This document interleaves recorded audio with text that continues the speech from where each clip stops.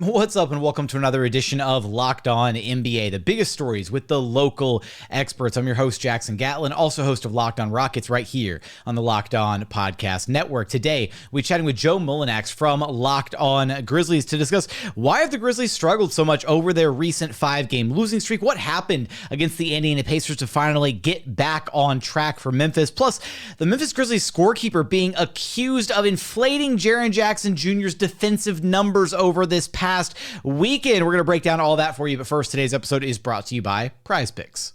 Next game, how about Joel Embiid to score more than 26.5 points? What about LeBron James to have more than 7.5 rebounds? How about Nikola Jokic to have less than 9.5 assists? Or what about Steph Curry to have more than 3.5 three-pointers made? So what is Prize Picks? It's daily fantasy sports, but how does it work? Basically, you pick 2 to 6 players. If they score more or less than their Prize Pick projection, you can win up to 25 times back on your money on any entry that you submit. There's no competing against other people. It's just you versus the projections available.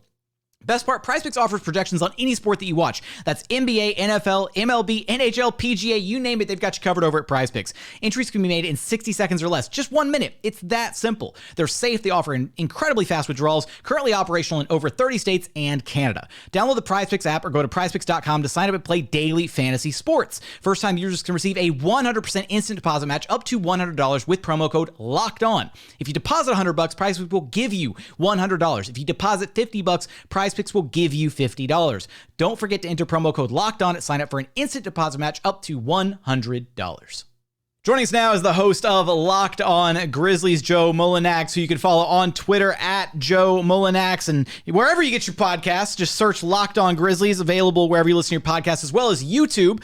Put in Locked On Grizzlies, go hit the subscribe button, all that good stuff. And Joe, the Grizzlies were finally able to end their 5-game skid with a 112-100 win against the Indiana Pacers. A triple-double for Ja Morant, fantastic night. Jaren Jackson Jr. adding 28 points, 5 blocks, and a steal. Wait. The Memphis scorekeeper actually just updated Triple J's stats. It actually looks like 15 blocks and 7 steals for Jaren Jackson Jr. Just got to get those numbers right. Look, we're gonna discuss, what was going on with the Grizzlies, the losing streak, how they were able to kind of set things right. But let's start first, Joe, with the Reddit post that set the NBA world ablaze over the weekend. For those unfamiliar, somebody took to Reddit and made a post entitled "Memphis Grizzlies Scorekeeper Posting Fraudulent Numbers" in regards to Jaren Jackson Jr. and his DPOY campaign.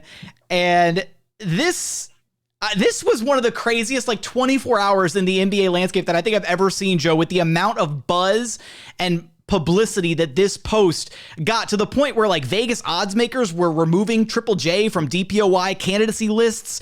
You had NBA guys like The Ringer's Kevin O'Connor and ESPN's Kurt Goldberry kind of dedicating time and Twitter threads to breaking down all the film of every block and steal for Triple J this season. Walk me through your thoughts, your reactions, your tinfoil hat theories, whatever you've got about the scandal, if you will. I'm going to date myself here a little bit. I hope that's okay, Jackson. Have you ever seen the film Men in Black? I have, yes. The original with Tommy Lee Jones and Will Smith. I believe it came out in 1997. Yes, great cinema. There's a quote from that film that has stayed with me since I saw it in theaters back when I was 10 years old. And it goes something like this. I'm paraphrasing slightly. An individual person is smart. People are dumb. And that is my general take on the entire nonsense that was all of that. I cannot tell you enough, Jackson, how proud and happy I am that I was not on Twitter on Saturday. You know what I was doing? It was my son's 2nd birthday. It was the Royal Rumble. I was on Twitter late at night on Saturday night because I was tweeting about the greatest of all time, Roman Reigns, and the great storyline involving Sami Zayn. That is what I was focused on Saturday. Because you know what? I like being productive with my life. I enjoy spending time with my family and investing in my hobbies that are truly enjoyable. I am not someone who would devote hours of my time to a player on an opposing fan base or on an opposing team and breaking down stats and video over and over again to try to prove something that only proved 2 things. One, that individual has no idea how stats are counted in the NBA. And 2, that individual has no idea that after every game, these games are audited almost like taxes in terms of confirming stats, in terms of making sure that somebody did miss something. They take points away, they take blocks and steals away. They do this literally all the time, literally every single game. And Jackson, I know you know the answer to this, but I'm going to tell the person that's watching this right now. I'm looking at you right into your soul, through your core of your life, and I'm going to make it very clear to you. If you're listening, just envision my eyes drilling a hole through the center of your skull. All right? The NBA is involved in billions of dollars from gambling, fantasy basketball. Do you really think that they are going to risk it all for the power forward of the Memphis Grizzlies, who until 2 years ago, none of you cared about? Not a single one of you gave a damn about the Memphis Grizzlies, even when they were good during grit and grind. Oh, Tony Allen kicked Chris Paul in the face. That's funny. And you couldn't have given a crap less about the Memphis Grizzlies. But now it's a conspiracy. Now the NBA has it out for everyone else, and they're just trying to help the Memphis Grizzlies. It was the stupidest thing I think I've encountered in a long time. And I am very happy that I did not put any energy into it until this conversation. And I'll probably talk about it on Locked On Grizzlies and other places. So I appreciate you, Jackson, for giving me the opportunity to just let it all out.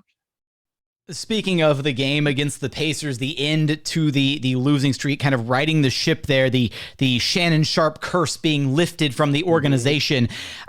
Indiana led by as many as 19 in this game. Like it did not look like the losing streak was going to come to an end. It looked like it was going to be loss number 6. And then the Grizzlies were able to turn things around. How were they able to turn this game around, and kind of what were some of the mistakes that were cropping up over this recent losing streak, and how can this Grizzlies team kind of prevent those moving forward? Well, the biggest thing that Memphis decided to start doing for the first time in a while is make shots. Of course, the goal of basketball is to put a round ball through a round cylinder, and you get points for that, Jackson. I know you know that. The Grizzlies forgot that for a time, and they especially forgot it during the Indiana Pacers game. Just abysmal shooting, especially from beyond the arc. That's been something that's been a problem for Memphis throughout their season. And, I mentioned grit and grind earlier, throughout their existence, really, over the last 10 years. They just haven't been able to find a shooter for whatever reason, or multiple shooters. Desmond Bane didn't play in this game. John Conchar, who at least theoretically is a shooter. You have to actually shoot the ball to be a good shooter, but I digress. They were down the guys, or at least a couple of the guys that in theory can do that consistently. And that puts you in a position to count on Zaire Williams, who's still kind of finding himself as a 3-point shooter. You could argue he's never really found himself as a 3-point shooter. Tyus Jones had a strong game in that way, but that's not something that, aside from the last year or so, that's really been a part of his game at a major spot. So I think that for them, the early issues in the Indy game were a lot of the same things that they faced in their losing streak. The fact that they weren't able to hit the broadside of a barn in terms of making a bucket, and the fact that their defense was not consistent enough.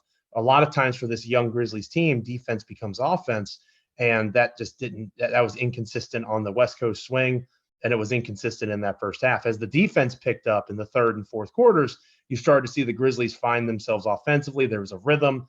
They did really well against the Pacers zone defense, which Memphis has had issues at times when people go zone against them, but they were moving the ball crisply. I think Morant had 15 assists, which is extremely impressive for him.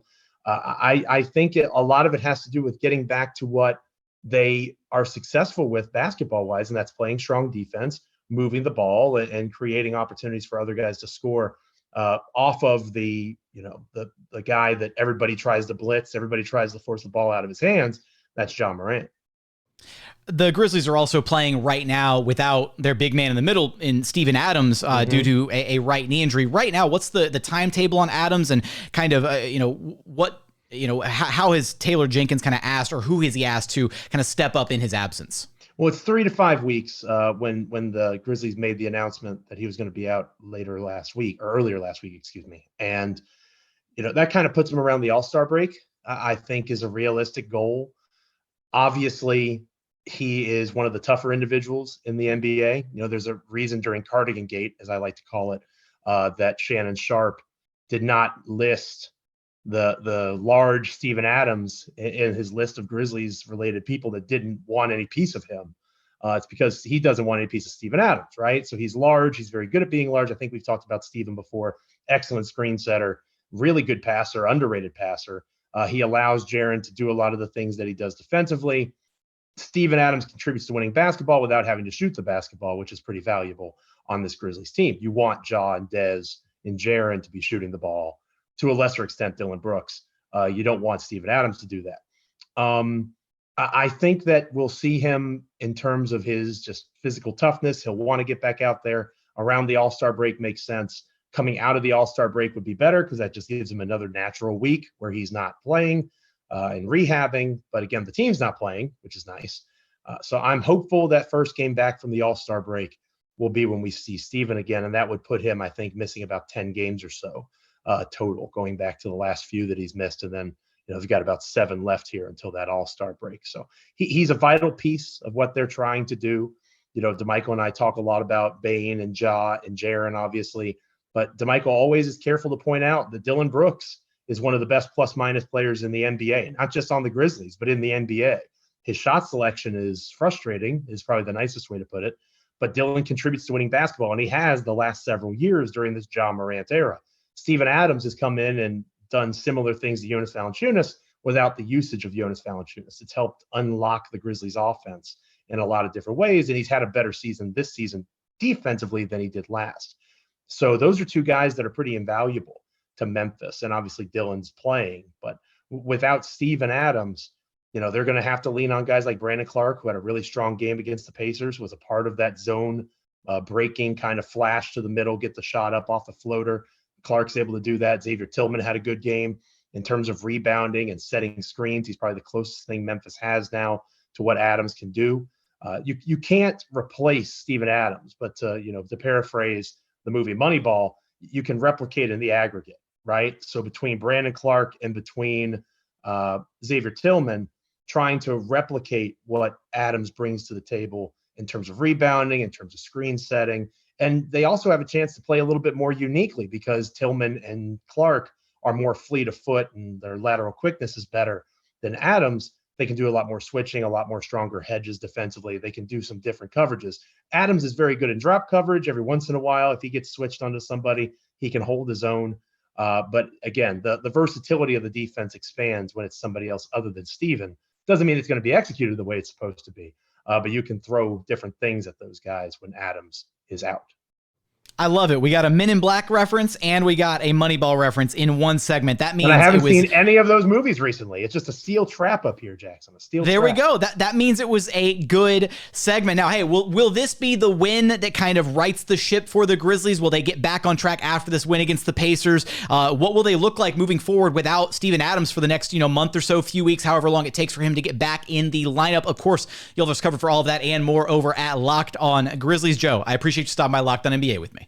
Absolutely. Thank you, Jackson. Anytime.